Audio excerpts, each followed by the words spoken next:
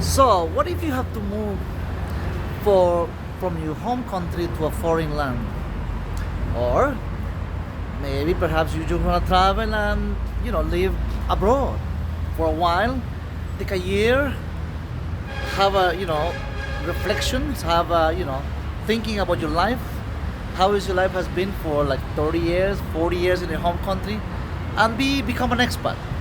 So let's think about what is an expat. And also, if we talk about the issue of expats, let's talk about migrants. What is the definition of a migrant? How we can define these two very important elements of what's an expat and what's a migrant.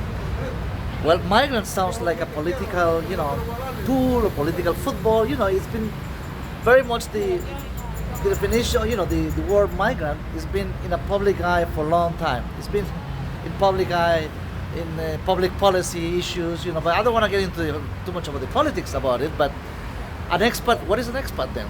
An expat is somebody who's moving from his or her home country to a foreign land, looking for a better quality of life. Of course, if the person is moving for good, moving in a permanent basis, it's because he or she is looking for a better quality of life. So now let's define what is a migrant. A migrant is somebody who's moving from his or her home country, same way, to a foreign land, looking for a better future, looking for a better quality of life. So does that make a migrant a less person or second-class citizen, or maybe perhaps the other guy, the expat, who has more assets, is more equipped financially, more prepared to go to a foreign land, more than a migrant? Think about that, guys. So, to me, in my humble opinion, they're equally the same. There's one of them is not less than the other one, and of course, if they are both human beings. But we tend, in the public eye, we tend to think that a migrant is somebody who's a lower class, a lower person who's just traveling and trying to steal jobs go to a foreign land, and then it's like it's a very complicated definition that it's been in the public eye for a long time. So I want to just point out that if you are one of those people who are looking for a better quality of life and moving to a foreign land, to become an expat, just like in Asia, in Thailand, in the Philippines, in Latin America. Let's talk about that. How about Latin America? There are many expats, millions of expats coming to Latin America, particularly in Central America. It's very much close to 1 million expats, foreigners who have come and find a place where they can call home.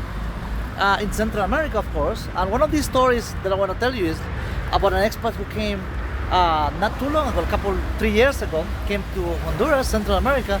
And then it's a kind of, in a way, it's a little sad story, but not every expat story is a sad story. Of course, there are thousands, hundreds of thousands of those good, nice stories of people who have come from Europe, from Canada, from the United States to live, to find a nice place, nice location, nice weather, lower cost of groceries, lower cost of transportation, a better housing. Think about that. Housing, beautiful beaches in Central America, a tropical weather all year round, all year. 365 days per year. 365 days per year. It's beautiful. It's nice. But let's talk about a little bit about what happens when a nice story, right? A good story of an expat goes the other way. In this case, there was an expat, a guy called Mr. Hilbert Reyes, born in California. He became an expat. He came to Central America, particularly in Honduras, to live in a beautiful island, in Bay Island, what's called the province of Islas de la Bahia, which is one of the 18 provinces of here in Honduras. He came, met a girl. they got they ended up in a relationship. They came, they everything went fine for a while, apparently. But at the end of the couple years later, after having a nice, romantic relationship, well, three women, three girls, one of his girlfriend and two more women who are the girlfriend of the girlfriend, of course, ended up dead. And well, the authorities found these three girls in a trunk of the car. What happens then after that was, of course, an investigation erupted. I mean, started an investigation, and the only suspect they can find. I'm not here to, judge anybody or assume that he's guilty or not. I mean, I'm just telling the story that has been placed, all over, national newspapers. The local paper here in Tegucigalpa and the national newspaper has been, all around the news for a couple of months. But it's a story of, things that didn't go well, which we're not saying that every story is going to end up that way, but some story that doesn't end up well.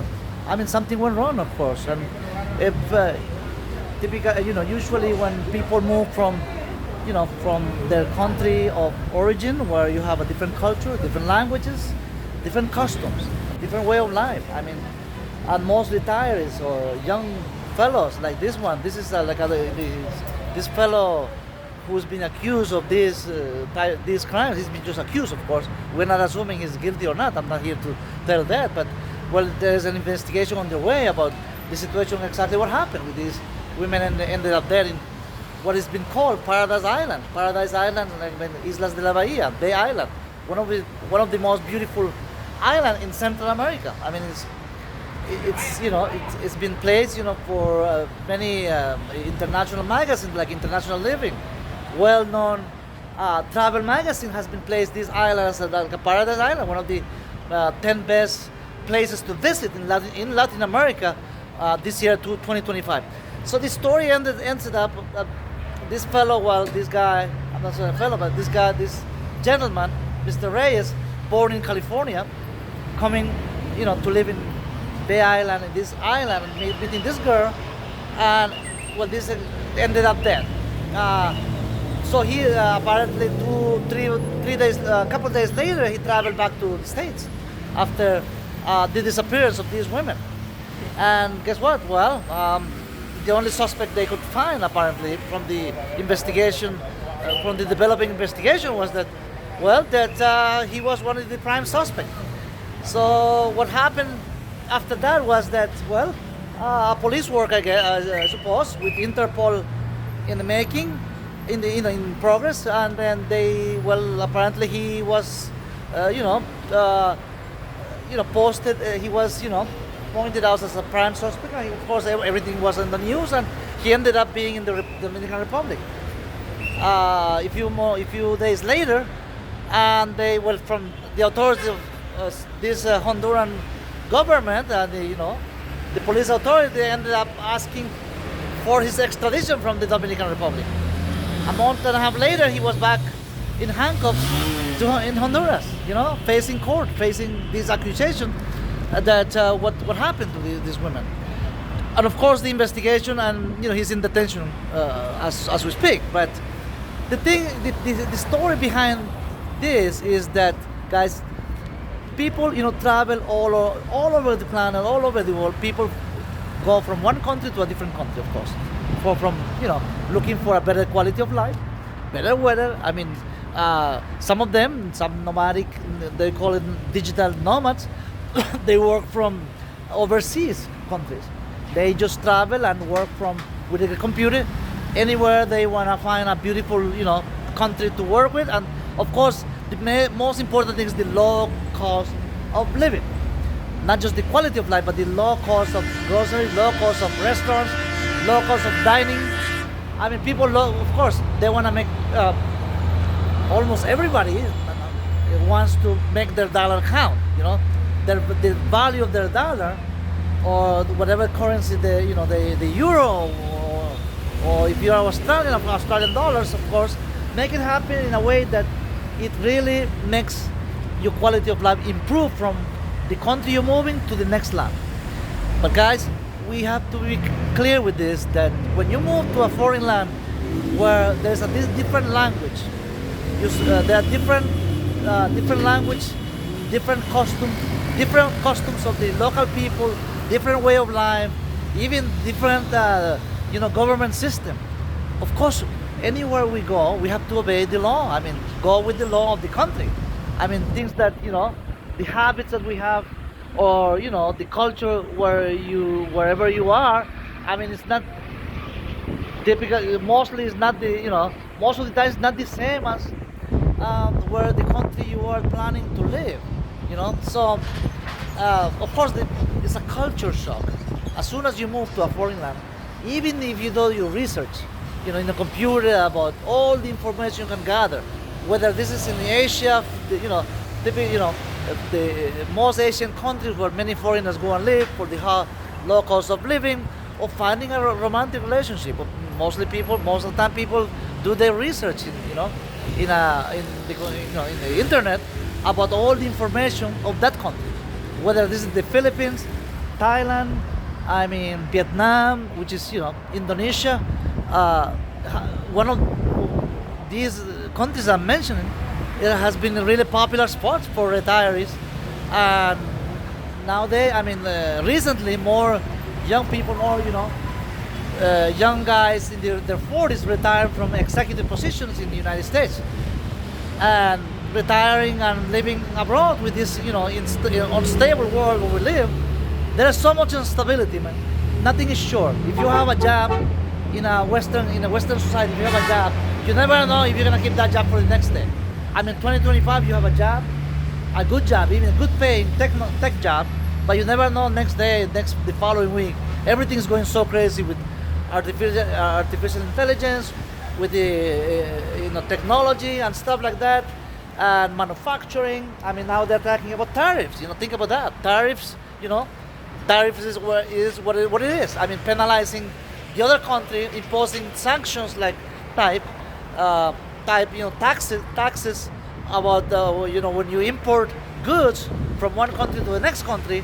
I mean, you have to pay higher, like 25% or 30% taxes, or tariffs they call, and creates like a very much not stable job, not stable employment wherever you work, anywhere in the planet you work. So people are looking for, lots of millions of people are looking for where to move, comfortable, wherever they saving they have.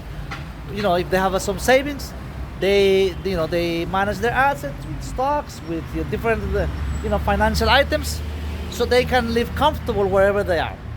So therefore, I mean, when you planning, if you're one of those people who are trying to move to a different country, whether it's Central America, where many expats are visiting. Hi, how are you? ¿Cómo está? People are saying hi here. Where many expats have come to live in Panama, Costa Rica, and on, Honduras, Guatemala, and all this, El Salvador has been a hot spot with cryptocurrency in big, in big value, in Bitcoin, which is an official currency in El Salvador. How are you? ¿Cómo está? Live, yes. Good. They're saying hi to me. There's beautiful people here, man.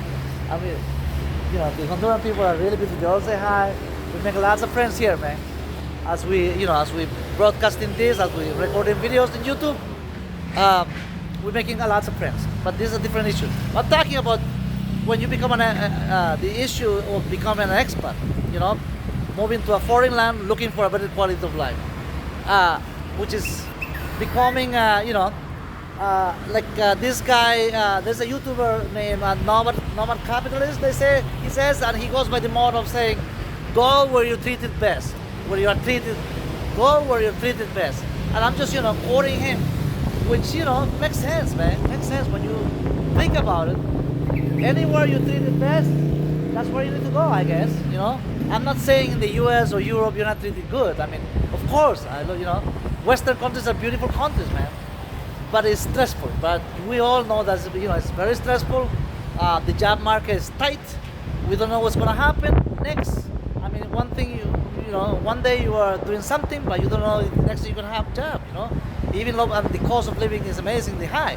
I mean, rent is all going high in most big cities like New York, Houston, Miami, LA. I mean, the rent is going, at an increasing 15, 20% every 6 months. Like, in most cases. I mean, this is amazing. And the value, I mean, your paycheck is not increasing. I mean, you don't get a raise on your company, and you stay with the same paycheck everywhere, paycheck. So you end up living paycheck to paycheck with nowhere to go. So I don't blame those of you, looking south, like, from North America, anywhere from Canada or from Europe, many, from Australia, from Japan, even, Japanese people. Some are looking for lower cost of living. Maybe Latin America, maybe Asia. I'm not saying one particular country, right? But the point here is to make to do your research. If you're planning to move anywhere, do your careful research. Think about the custom, the culture of the people, wherever you want to go. Or even the laws. Sometimes the law that applies to your home country doesn't apply to the country where you're moving. So not just the idea of the housing cost, right?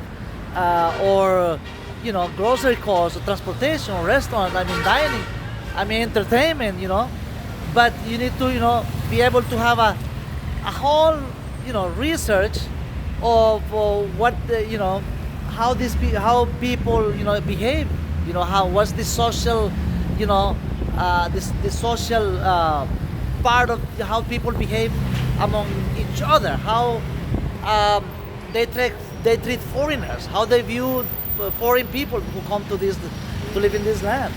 I mean, as soon as the faster you adjust to the local culture, the faster you become one of them, one of us, or anywhere you go, guys. The faster you learn the language, even if you don't learn the language, if you learn the language that quick, if you are trying, people love that, And people, in Central America, they treat people coming from other countries, they treat it beautifully. I mean, they're very polite. They give you direction. They say good morning, hi. I mean, a total stranger. You saw just a few minutes ago, total strangers saying hi to me. When I take usually public transportation, I mean, almost every day, and people say hi, good afternoon, good morning. I mean, you go to a restaurant and people treat you, well, even complete strangers. They say hi, how you doing? I mean, in some, cities in the U.S. and New York, LA, I mean, you say good morning to somebody, say hi, they might think that you want to try to get something, you want to rob him, try to do something bad to her, to them, So think about taking the subways, the metro system in New York. I mean, the train. You just go, buy your ticket, go and sit you in your place, and people are not looking to each other. There is no eye contact with. Typically, I mean, 99.9% of the time, people don't make eye contact. Everybody's in their own business. If you make eye contact with somebody, just to say hi or good morning, I mean, just like a human being, saying hi to somebody else, they might think that something's wrong here, something's wrong there. But in countries in Latin America, most of the time, it's very traditional culture. Traditional culture meaning you can say hi to people, so you could say good morning, how are you? I mean, it's okay even to total strangers. Nothing wrong with that. 99% of people do it. So you might be able, if you are one of those people who travel, who are planning to move to a different country, looking for a better quality of life, try to, the custom of the people, the social makeup of these societies, learn from it. But of course, nothing like putting boots on the ground. You're with boots on the ground, and you get in touch with people, blend on this society. You have to blend it. Blend just like blend. I mean, you have to just become one of us, one of them, saying in a clear, language, right? So, guys, hopefully this video will, touch the issue of expats moving to a foreign land, anywhere. In this case, Latin America and Central America. Just to, give you tips, if you advise, if you're moving down south, looking for a better quality of life, low cost of living. Hopefully this will, serve. This will, be in good information for you. So take care, and don't become one of those news items like this one that I'm showing you in Latin America. So take care, and see you in the next video. Bye. Take care. Bye bye.